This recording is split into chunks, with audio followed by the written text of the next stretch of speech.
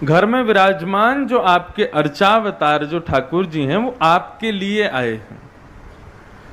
आप उनसे किसी भी भाव का संबंध रखो। सबसे बढ़िया संबंध है सखा का। ठाकुर जी को अपना मित्र मान लो। और उसके बाद एक साधारण मित्र के साथ आप जैसा व्यवहार करोगे वैसा व्यवहार ठाकुर जी के संग रखो। लेकिन हाँ, कहीं कहीं मर्यादाओं का ध्यान रखना, क्योंकि वे ठाकुर जी भी हैं।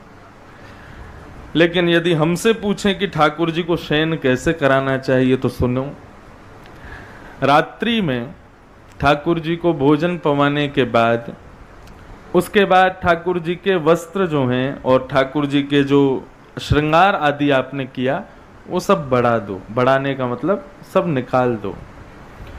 और रात्रि के ठाकुर जी के अलग श्रृंगार रखो, जैसे मोतियों की पतली हल्की माला और सूती का हल्का पतला वस्त्र, जैसे जो हमारा नाइट वियर होता है। बस ये है कि लाल जी बिना माला आदि के, ये तो उनके संग चाहिए ही चाहिए। तो एक हल्की सी माला, सूती के वस्त्र सुंदर हल्के से। और ये इस बीच में प्रक्रिया एक और करनी है कि जब श्रृंगार उतार दो उसके बाद सुंदर सा इत्र लेकर के और ठाकुर जी को एक बार मालिश कर दो। और जैसे लड्डू गोपाल हैं बेचारे, पूरे दिन घुटने पे बैठे रहे हैं तो दर्द हो गया होगा, तो थोड़े पाँव वाँव ठाकुर जी के दबा दो। लाला पूरे दिन है गए हो, एक ही आकार में बैठे हो, आपको श्रम हो गया होगा, कष्ट हो गया होगा। अब हम रात्रि में आपको सुला देंगे, तब सहज हो जाना, सीधे होके सो जाना। हाँ, पूरे दिन ऐसे ही बैठे रहते हो। तो इस भाव से ठाकुर जी को इत्र लगाओ। और सर्दियों के समय में घी लगाओ, घी से मालिश करो ठाकुर जी की रात्रि में सोते समय।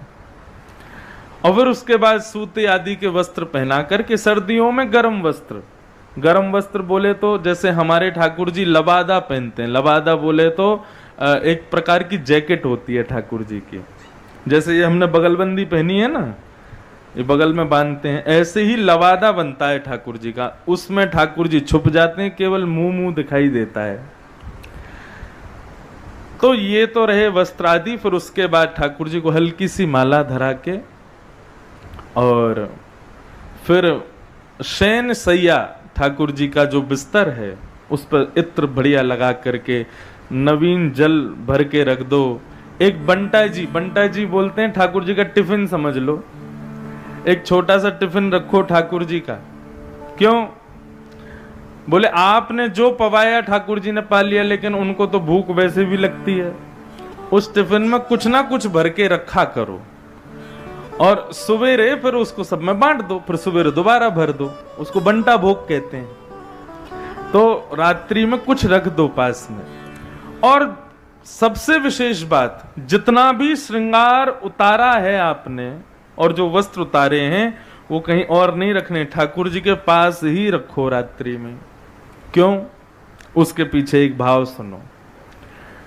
शयन ठाकुर जी हमारे लिए करते हैं, लेकिन वास्तविकता यह है कि ठाकुर जी जैसे ही हम लोग सो जाते हैं, ठाकुर जी अपनी नित्य लीला में प्रवेश कर जाते हैं। श्री किशोरी जी और समस्त गोपियां, गोप ग्वाल सब प्रकट हो जाते हैं और ठाकुर जी के साथ फिर रात भर लीला करते हैं। तो उस समय ठाकुर जी लीला में जाएंगे और ऐसे साधारण वस्त्र पहन के जाएंगे तो फिर किशोरी जी डांटेंगी उनको, कैसे बन के आए हो, यहाँ पे लीला करनी है और आप बिल्कुल ऐसे हल्के हल्के वस्त्र पहन के आए हो। तो ठाकुर जी का श्रृंगार पास में ही रख दो कि रात्रि में यदि जाना पड़ जाए लाल जी को तो अपने आप श्रृंगार उठा के पहन के चले जाएंगे। ये सब देखो भाव की सेवा है, भाव प्रधान रखो। सेवा अपने आप होगी, आपको करनी नहीं पड़ेगी, वो सब पास में रख दो। और उसके बाद में फिर वैसे तो आश्रय का पद गाना चाहिए, उसको एक प्रकार से लोरी तो नहीं कहेंगे, लेकिन हाँ लोरी जैसा ही समझो। आसावरी, वो कौन सा राग है, बिहाग, बिहाग राग में जिनको संगीत थोड़ा बहुत आता हो वो रात्रि में ठाकुर जी को पद सुनाओ। कैसे पद सुनाओ? YouTube में से इतना पार्ट निकाल लेना, अपने फोन में रख लेना, हम गा देते हैं। नैनों में नींद भर आई लालन जू के, नैनों में नींद भर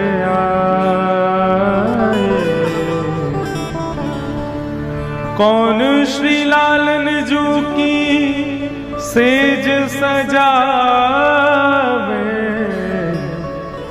कौन भरे जल झारी लालन जू के नैनों में नींद भर आए। ललिता श्री लालन जू की सेज सजावे, विशाखा भरे जल झारी। ये दो सखियां हैं ठाकुर जी की।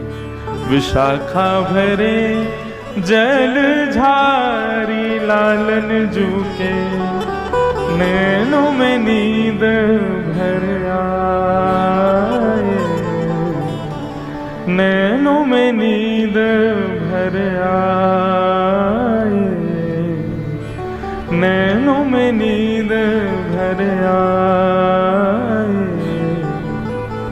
ये पद गा करके और धीरे धीरे ठाकुर जी की चद्दर रजाई जो भी है उसको कंठ तक ले जाओ और ठाकुर जी को सुला दो। ठाकुर जी तो सुख में सोएंगे भी, आप भी सो जाओगे। फिर ये शयन का भाव है। और एक और काम हो सके तो करना चाहिए। ठाकुर जी के वस्त्र आदि बदलने के बाद फिर दूध भोग लगाओ, और दूध भोग लगाने के बाद हल्की धीरे धीरे घंटी बजाओ और एक दिए से बहुत धीरे धीरे आरती करो। लाइट थोड़ी कम कर दो। हम जहां रुके हैं आज वहां के लोगों को आमंत्रण देते हैं, रात्रि में आना, अपने लाल जी का शयन दिखाएंगे कैसे करते हैं। सब नहीं आना, जिनके यहाँ रुके हैं वो लोग आ जाना ऊपर। हाँ, अगली बार कथा हो तो फिर अपने जिन जिन लोगों को ये दर्शन की अभिलाषा है अपने घर व्यवस्था करना हमें रोकने की तो फिर ये सुख मिलेगा। पहले हमारी व्यवस्था अग्रसन भवन में ही थी, लेकिन लाल जी को घर पर रुकना था। हैं? सो ही सुहागन प्रिय जाही रीझें। लाल जी जिससे रीझ जाते हैं उसके यहाँ अपने आप पहुंच जाते हैं। फिर क्या प्रश्न है?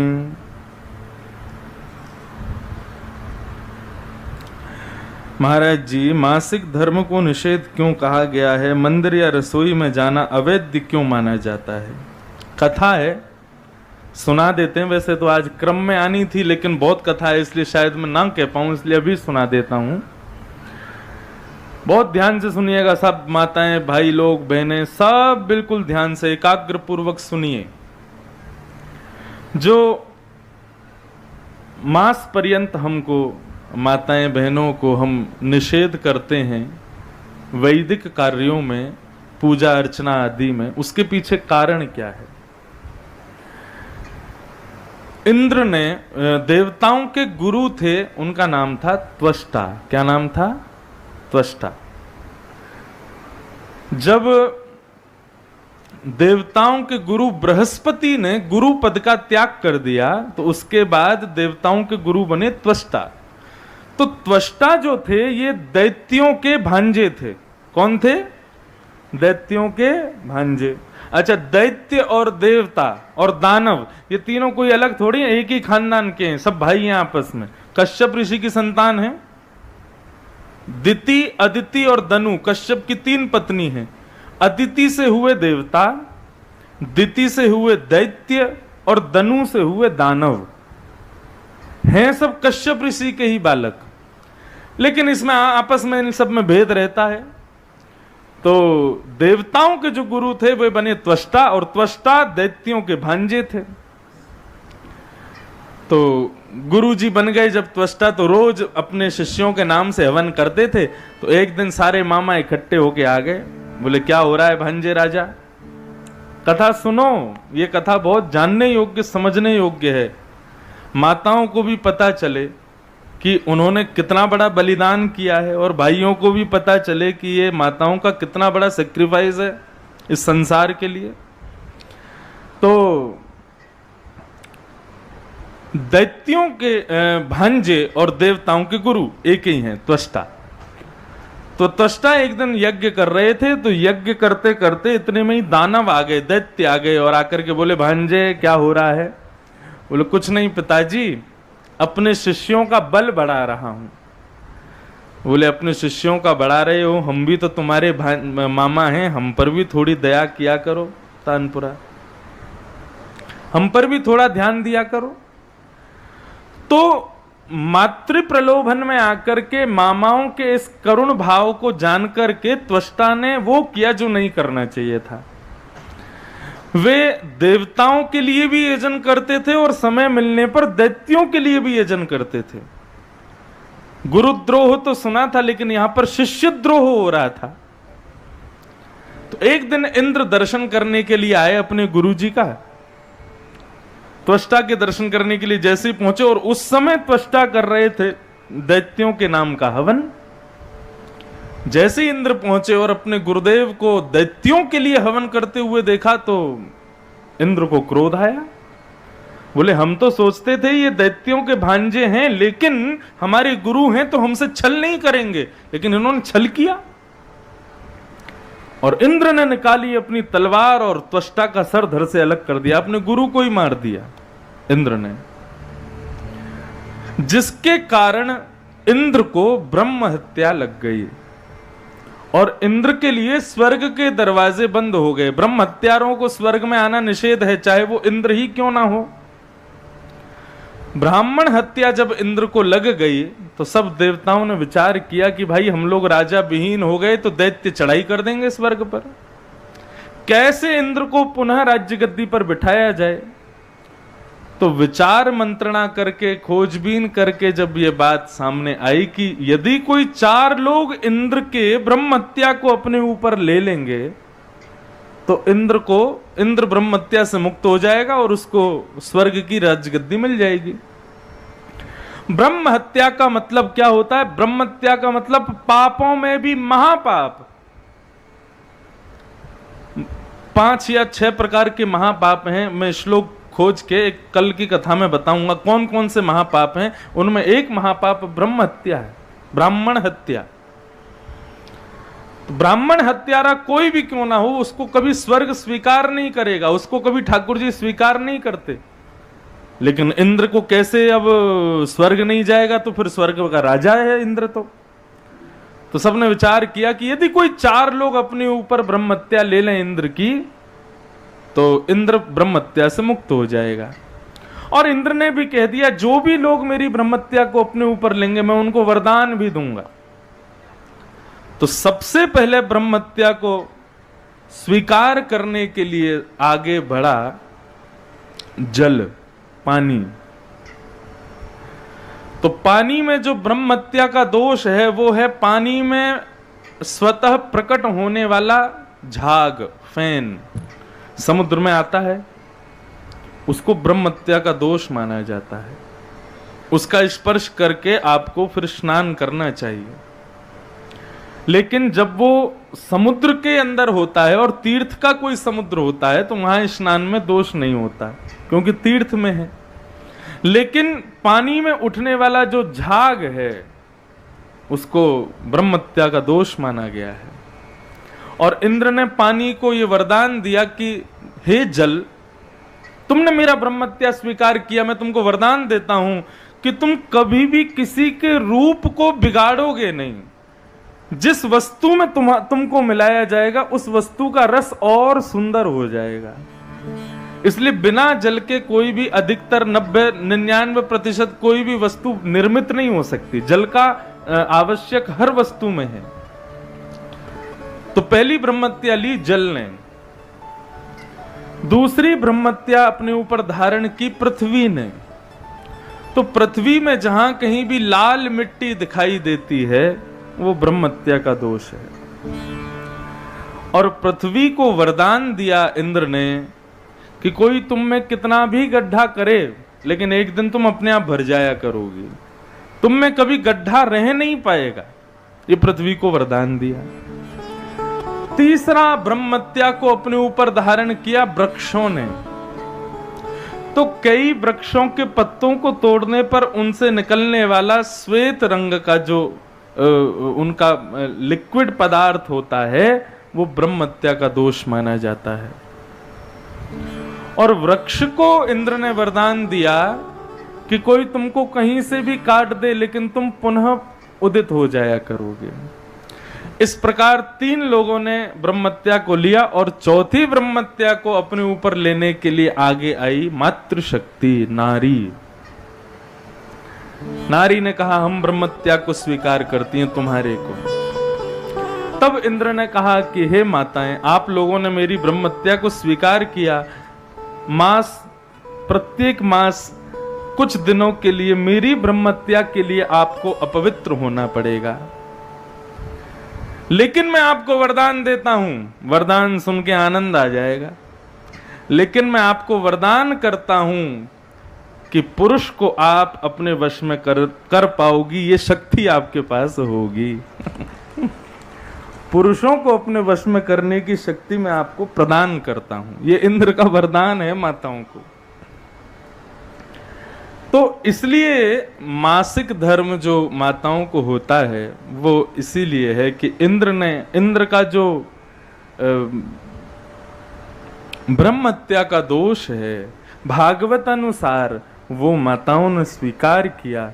इसी कारण वे मास के कुछ दिन ठाकुर जी का स्पर्श आदि नहीं करती, क्योंकि ब्रह्मत्या का जो स्वरूप है वो महापाप माना जाता है। उसमें उनका दोष नहीं है, लेकिन उतने दिन वे अपवित्र हैं। इसलिए ठाकुर जी के वैदिक कार्य और रसोई घर में जहां प्रसाद बनता है, जिस घर में प्रसाद नहीं बनता उसमें तो चले जाओ, कोई दिक्कत नहीं, लेकिन जहां ठाकुर जी का भोग बनता है वहां नहीं जाना चाहिए। वैसे तो किसी को भी अपने हाथ का बना प्रसाद माताओं को उन दिनों में नहीं देना चाहिए, इसका विशेष ध्यान रखना चाहिए। ये कोई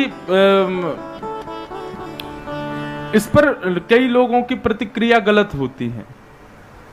माताओं को कई घरों में बड़े गलत भाव से प्रस्तुत किया जाता है इन दिनों में, लेकिन ऐसा नहीं है। ये उनका बलिदान है इंद्र के। इसीलिए इंद्र आज तक राज्य गद्दी पर बैठा है, क्योंकि माताओं ने उसके श्राप को अपने ऊपर लिया। तो इसलिए माता जी नहीं जाना चाहिए। फिर क्या है? गुरु जी को कोटि प्रणाम। अच्छा, कृपया करके आज की युवा पीढ़ी के लिए कर्म एवं कर्तव्य विषय पर चर्चा कर इस विषय पर प्रकाश डालें। युवा पीढ़ी के लिए कर्म एवं कर्तव्य। देखो, व्यक्ति कर्म आजकल अपने आप सुनिश्चित करता है कि मुझे क्या करना है। वो किसी के कहने पर या किसी के बताए गए मार्ग पर चल कर के तो कोई कर्म करता नहीं। कर्म और कर्तव्य दोनों में अंतर है। कर्म आत्म पोषण के लिए किया जाता है और कर्तव्य सामाजिक और व्यवहारिक पारिवारिक पोषण के लिए किया जाता है। जैसे कि ये कथा कराई जा रही है बगड़िया परिवार की ओर से, ये कर्म नहीं है, ये कर्तव्य है। आप जो अपनी दुकान पर जाते हैं, अपना बिजनेस करते हैं, आदि आदि जो कर्म करते हैं वो कर्म है, वो आप अपने आत्म पोषण के लिए कर रहे हो। लेकिन कर्तव्य व्यवहार पोषण के लिए किया जाता है।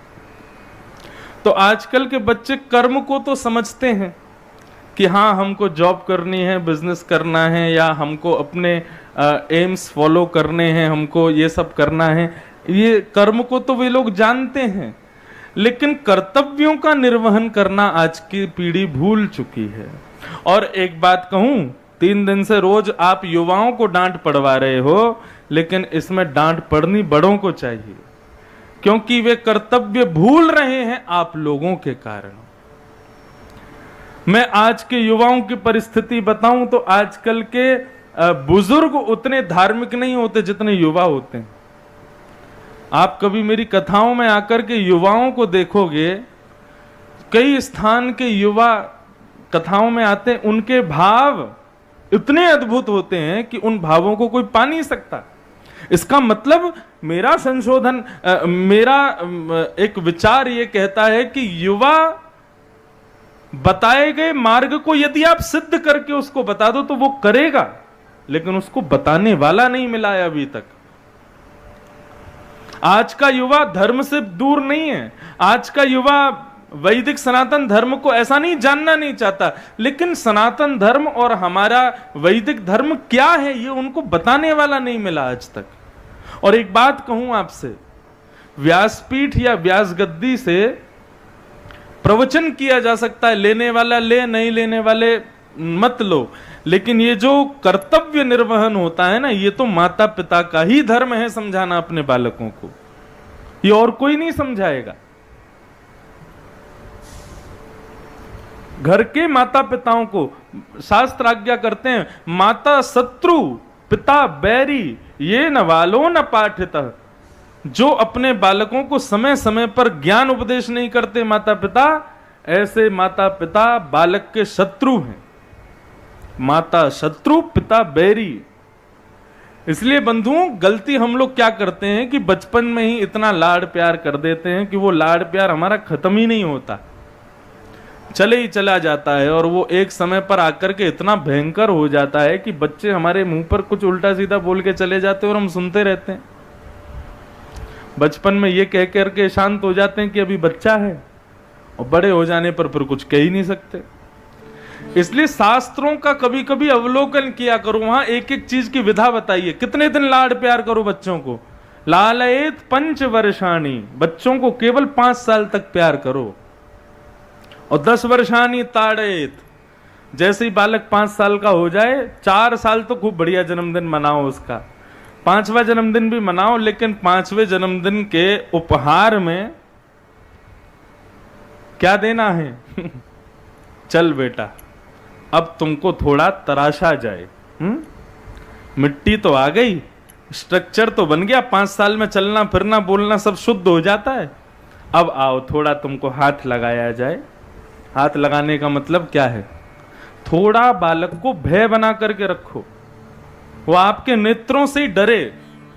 देखिए एक मेरी बात मानो, डरना कहीं कहीं बहुत जरूरी है। गुरुओं के सामने, माता पिता के सामने बालक यदि किसी बात को कहने में संकोच करते हैं तो इसका मतलब वो बालक बहुत अच्छा है। जिस बालक को अपने माता पिता से संकोच नहीं होता ना, वो बिगड़ा ही समझो उसको।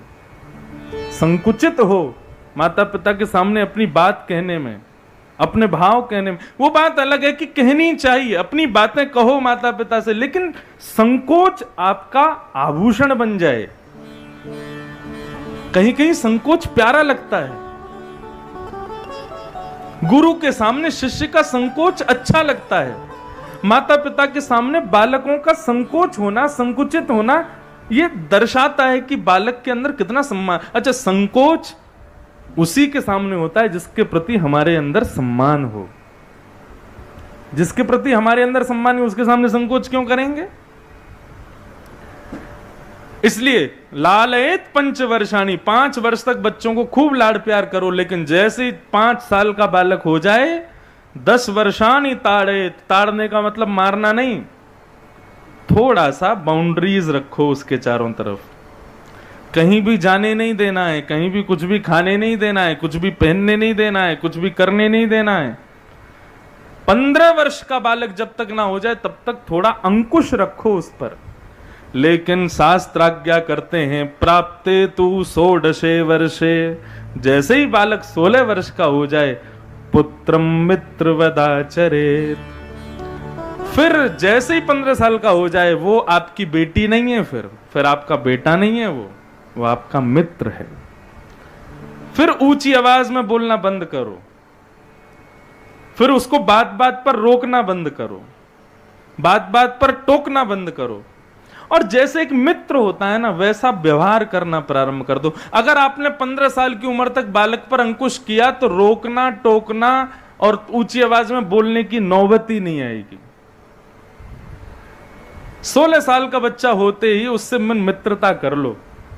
अच्छा, 16 वर्ष से ऊपर के बच्चे जो कॉलेज जाने लगते हैं, स्कूल में, हाई स्कूल्स में पहुंच जाते हैं, अपने मन की बातें किससे कहते हैं? सबसे ज्यादा अपने दोस्तों से कहते हैं। वो अपनी बहन को नहीं बता रहे हैं घर में, अपने भाइयों को नहीं बता रहे हैं, अपने माता पिता दादा दादी से नहीं बोल रहे हैं। बार बार कहां भागेंगे? स्कूल जाना है, कॉलेज जाना है, बाहर जाना है। क्यों? क्योंकि मित्र जो है वो बाउंड्रीज नहीं बनाता उसके लिए। उसको पता है कि मैं जो बात कहूंगा ये समझेगा। माता पिता की तरह रोकेगा टोकेगा नहीं मुझे, इसलिए वो सब बातें उनसे कहता है। तो क्यों ना तुम वो बाउंड्रीज खुद ही हटा दो, 15 साल के बाद बच्चे से मित्रता कर लो। इतने सहज हो जाओ कि वो सारी बातें तुमसे कहे। उसके प्रथम मित्र माता पिता। आजकल बच्चों के माता पिता मित्र नहीं है,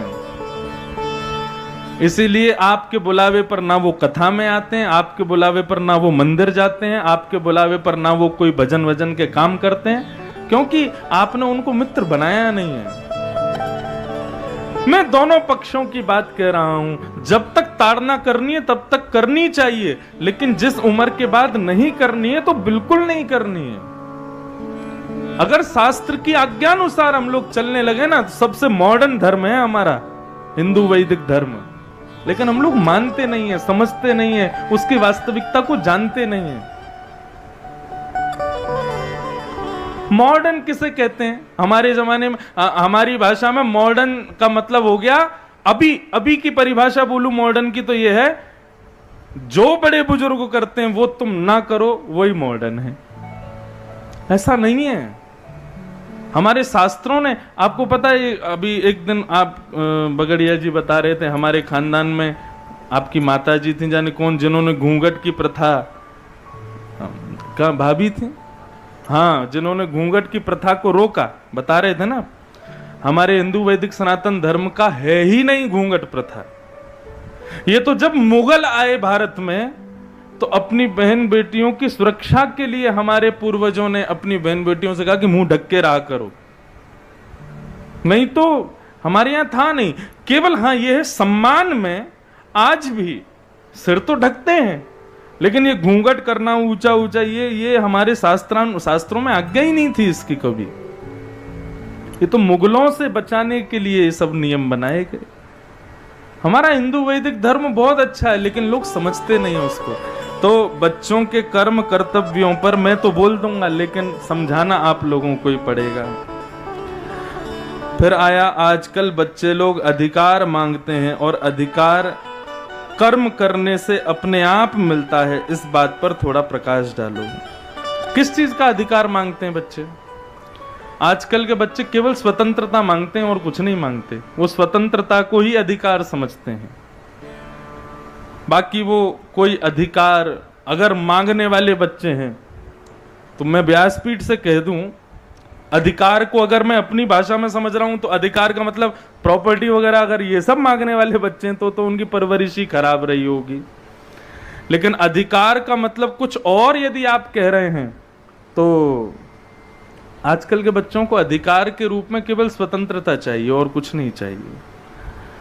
और वो स्वतंत्रता देनी पड़ेगी, और कोई आपके पास ऑप्शन नहीं है, आपके पास और कोई चारा नहीं है। लेकिन बच्चों को मैं एक बात कहूं, बहुत देर पक्ष ले लिया बच्चों का, अब थोड़ा बच्चों से एक बात कहूं कि लक्ष्मी नारायण की मंदिर में पूजा करना, राधा कृष्ण की, रुक्मणी कृष्ण की मंदिर में जाके पूजा करना एक द्वितीय श्रेणी की भक्ति है। लेकिन घर में जो पिता रूपी नारायण और माँ रूपी लक्ष्मी बैठी है, उनकी अर्चना नित्य किया करो। उनकी आज्ञा का पालन ही तुम्हारे लिए धर्म है, उनकी आज्ञा का पालन ही तुम्हारे लिए शास्त्र है। उनके संग रहना और उनसे बात करना ही तुम्हारे लिए सत्संग है। महाराष्ट्र में एक भक्त हुए भगवान के, पंडरीनाथ भगवान, उनका नाम था पुंडलीक। क्या नाम था?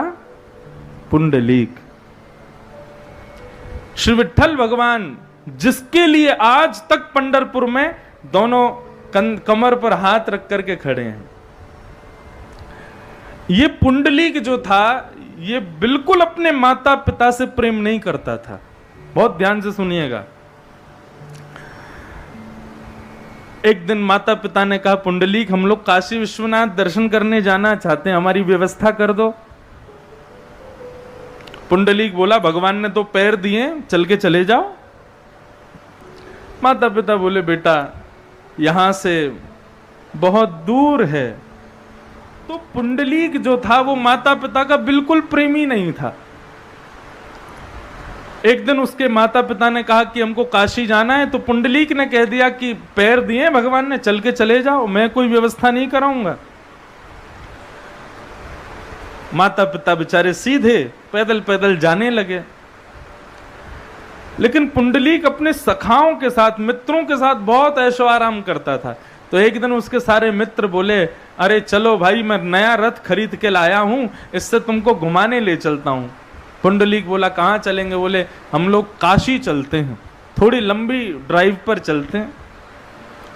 पुंडलीक बोला, ठीक है। अब तो माता पिता को मना कर दिया था उसने, लेकिन अपने मित्रों से हाँ बोल के उनके संग जाने लगा।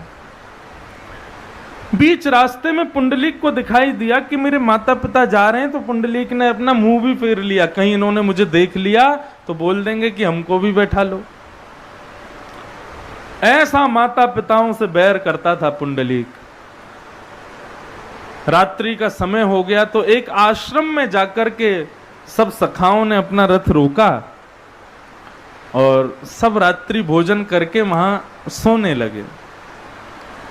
अर्धरात्रि का समय हुआ, पुंडलीक को पता नहीं भूख प्यास कुछ लगी होगी। पुंडलीक उठ करके अपने कमरे से जैसे ही बाहर आया तो उसने क्या देखा, उस आश्रम के आंगन में परम सुंदरी 3 नारियां, परम कुरूपणी 3 नारियां झाड़ू लगा रही हैं। कुरूपणी मतलब उनका रूप देखने लायक नहीं था, उनको देख करके न देखने की इच्छा हो रही थी और वो झाड़ू लगा रही हैं। पुंडलीक थोड़ी देर देखता रहा, बोले कर क्या रहे हैं? तभी उसने देखा कि ज्यों ज्यों वो झाड़ू लगाती जा रही हैं, त्यों त्यों उनका रंग साफ होता जा रहा है, नेत्र सुंदर होते जा रहे हैं, नासिका सुंदर होती जा रही है, उनका अंग प्रत्यंग सुंदर होता जा रहा है। और अंत में पुंडलीक ने देखा कि जैसे उनकी सेवा पूर्ण हुई, वो परम सुंदरी नारियां अत्यंत तेजवान, अत्यंत सुंदरी बनकर के उसके सामने खड़ी हैं। पुंडलीक ने हाथ जोड़ करके कहा, माताओं आप कौन हो और ये क्या हुआ? मैं जब आया था यहाँ पर तब आपका रूप इतना सुंदर नहीं था और अब आप परम सुंदरी लग रही हो। ये क्या हुआ चमत्कार, मुझे इसके बारे में बताओ। उन तीनों ने अपना परिचय दिया, बोले कि हम 3 कोई और नहीं है, तीनों नदियां हैं, गंगा, यमुना और सरस्वती। अच्छा, तो आपका ये अभी क्या हुआ था यहाँ पर? बोले पुंडलीक, दिन भर ना जाने असंख्य लोग हम में स्नान करके अपने पापों को धो करके जाते हैं, अपने पापों को हम में युक्त करके जाते हैं। हम परम पवित्रा हैं, लेकिन इतने संख्या में लोग स्नान करते हैं कि उन सब के पाप हमको कुरूपणी बना देते हैं। तब रात्रि में हम विविध विविध आश्रमों में जाते हैं और उन आश्रमों में विचरण करने वाले वैष्णव भक्तजन, संत जन, उनकी जो चरण रज पड़ी होती है उसको अपनी झाड़ुओं से उसका मार्जन करते हैं। तो जब मार्जन करते हैं तो वो उड़ करके हमारे अंग पर लगती है और हमारे जितने भी पाप, जितने भी मैल हम में लगे हैं वो सब धुल जाते हैं और हम पुनः पवित्र हो जाते हैं। पुंडलीक ने बोला, इतनी सामर्थ्य होती है संत जनों के चरण रज में? तो बोले हाँ। पुंडलीक बोला, मेरे यहाँ संत महात्मा तो है नहीं, मुझे यदि ये करना हो कि मैं रोज अपने पापों को नष्ट करूं तो मैं क्या करूं? तब गंगा यमुना सरस्वती ने बताया, बोले संत जनों के चरण रज मिल जाए तो अच्छा है, नहीं तो घर में विराजमान संत स्वरूप जो माता पिता हैं, यदि कोई बालक नित्य उनको प्रणाम करे, नित्य उनके चरण रज को अपने माथे से लगाए, उसके पाप नित्य नष्ट होते हैं। जैसे ही पुंडलीक ने ये बात सुनी, नेत्र सजल हो गए पुंडलीक के। बोले कि मेरे घर में माता पिता बैठे हैं और मैं बाहर जाकर के संत जनों के चरण रज ढूंढ रहा हूं। उसी समय तत्क्षण रात्रि में ही पुंडलीक निकल गया रथ लेकर के। अर्धरात्रि में बीच रास्ते में कहीं माता पिता सोए थे, जाकर के चरणों में गिर के बहुत रोया, कान पकड़ के क्षमा मांगने लगा, मुझे क्षमा कर दो, मैं आपको पहचान ना सका, आपकी कभी सेवा नहीं की मैंने बहुत बड़ा अपराध किया। माता पिता दोनों को काशी विश्वनाथ दर्शन करा करके वापस लेके आया और उसी दिन उसने प्रण ले लिया, मेरा कर्म, मेरा कर्तव्य, मेरा जीवन, मेरा सब कुछ मेरे माता पिता के चरणार विंद हैं। कोई उसको बोलता पुंडलीक मंदिर जाया करो, तीर्थ या जाया करो, कहीं जाया करो, तो हर चीज में अपने माता पिता को ही प्रणाम करता था। बोले यही तीर्थ है मेरे लिए। इतनी सेवा माता पिता की करता था कि द्वारिकाधीश उसकी सेवा से प्रसन्न हो गए। और एक दिन द्वारिकाधीश से रहा नहीं गया, द्वारिका से निकल पड़े। रुक्मणी जी ने पूछा कहां जा रहे हो? बोले अपने एक भक्त को दर्शन देने जा रहा हूं। और पुंडलीक के यहां पंढरपुर में पुंडलीक सेवा कर रहा था अपने माता पिता की, तभी सुंदर चंदन की सुगंधी आने लगी, तभी दिव्य तेज एक प्रकाश मानो जैसे गेट पे से अंदर भीतर आने लगा। नूपुरों की ध्वनि, ठाकुर जी के आभूषणों की मचलन की ध्वनि पुंडलीक के कानों में जाने लगी। पुंडलीक बोला ये सुगंधी कहां से आ रही है? ये नूपुरों की आवाज, ये इतना प्रकाश कौन दे रहा है?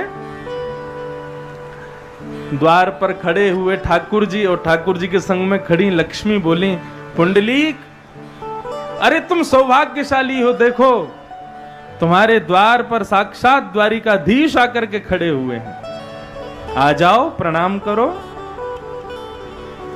पुंडलीक बोला कौन द्वारिकाधीश? बोले अरे नारायण, नारायण के अवतार कृष्ण, वो तुम्हारे आए हैं। क्यों आए हैं? बोले तुम्हारी माता पिता के चरणों में जो भक्ति है उससे प्रसन्न होके आए हैं। पुंडलीक बोला मैंने तो बुलाया नहीं इनको, मैंने तो इनको आमंत्रण भेजा नहीं, मैं माता पिता की सेवा इनकी प्राप्ति के लिए तो कर नहीं रहा हूं, मैं तो केवल ऐसे ही, मेरे माता पिता हैं इसलिए सेवा कर रहा हूं, तो फिर ये क्यों आए हैं? भगवान को तो कुछ नहीं, लेकिन लक्ष्मी जी को गुस्सा आ गया। बोले कि 45 मिनट से खड़े हैं और ये बाहरी नहीं आ रहा है। ठाकुर जी को बोले चलो यहां से, ये तो आदर सम्मान भी नहीं कर रहा आपका, ऐसे भक्त से क्यों मिलना? ठाकुर जी बोले तुमको जाना है तो जाओ, मैं तो अब पुंडलीक के दर्शन करके ही जाऊंगा। ऐसे माता पिता के चरण कमलों में प्रेम करने वाले पुंडलीक को बिना देखे मैं यहां से नहीं जाऊंगा। लक्ष्मी जी ने कहा देखो ये तो खड़े हैं हट करके, तुम जब तक नहीं मिलोगे तब तक यहीं खड़े रहेंगे। पुंडलीक के पास में एक ईंटा रखा था, उसने वो ईंटा सरका दिया, बोले लो इस पर खड़े हो जाओ और खड़े रहो जीवन भर, लेकिन मैं अपने माता पिता के चरण छोड़ के नहीं आऊंगा।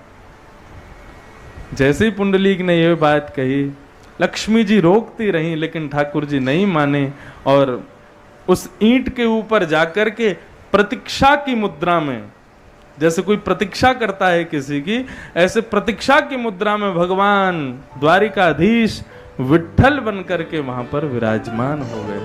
पुंडलीक वरदे श्री हरि विठ्ठल, श्री पंडरीनाथ महाराज की जय। माता पिता के चरण में प्रेम करने वाले पुंडलीक के लिए ठाकुर जी वहां पर विठ्ठल बन करके खड़े हैं। तो बंधुओं, आजकल के बच्चों से बस यही है भाव, माता पिता को ही सर्वस्व मानो। चलो हमारी उम्र के बच्चे तो फिर भी समझ जाएंगे, लेकिन आने वाली जो जनरेशन है वो तो बहुत खतरनाक होने वाली है। कभी कभी हमको लगता है कि आप लोगों का बुढ़ापा तो ठीक निकल जाएगा, हमारा बुढ़ापा बहुत भयंकर जाने वाला है। हाँ, आजकल के माताएं लोग बच्चों की सेवा तो करती नहीं है, वो रख लेती हैं आया, उसकी सेवा करने वाली भी एक कोई और ही रहती है, वही बच्चे को उठाती है, वही बच्चे को सुलाती है, वही बच्चे, और फिर बुढ़ापे में वो माता एक्सपेक्ट करती है कि बच्चा मेरी सेवा करे। तुमने की बचपन में?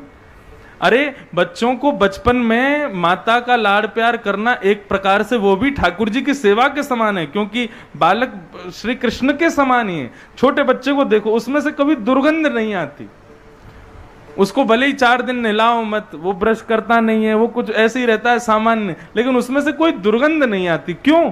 क्योंकि वो अंदर से निष्कपट है।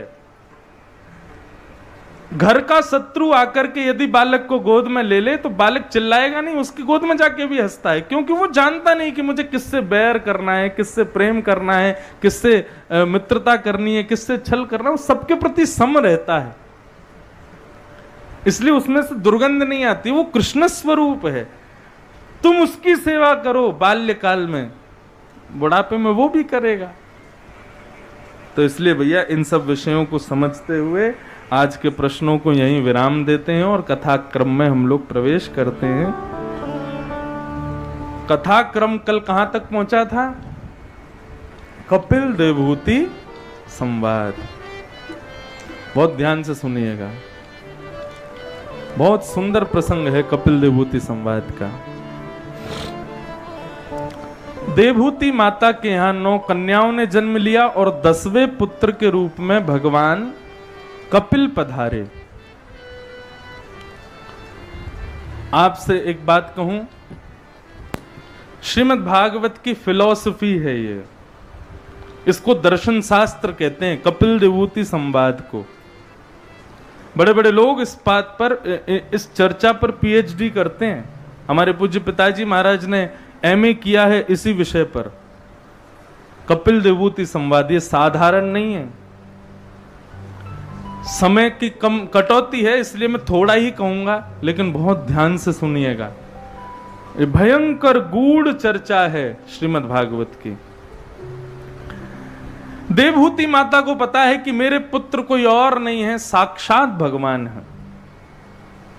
एक दिन समय जान करके उन्होंने वृक्ष के नीचे आसन बिछा के अपने पुत्र को बैठा दिया और उनका तिलक करके, माला पहना के, आरती करके, प्रणाम करके देवहूति माता ने कहा, मैं जानती हूं कि आप ईश्वर हो, लेकिन मेरे पुत्र बन के आए हो, यह मेरा सौभाग्य है। मैं आपसे कुछ प्रश्न करना चाहती हूं अपने जीवन से संबंधित, कृपा करके आप उत्तर दीजिएगा। भगवान बोली, जो आज्ञा मां विराजो। और सामने बैठी हैं देवहूति माता और भगवान कपिल उनके प्रश्नों का उत्तर दे रहे हैं। माता देवहूति ने पहला प्रश्न क्या पूछा, ध्यान से सुनना। निर्वेणा नितराम भूमन असद इंद्रिय तर्षणा येन संभाव्यमानेन प्रपन्नान्धं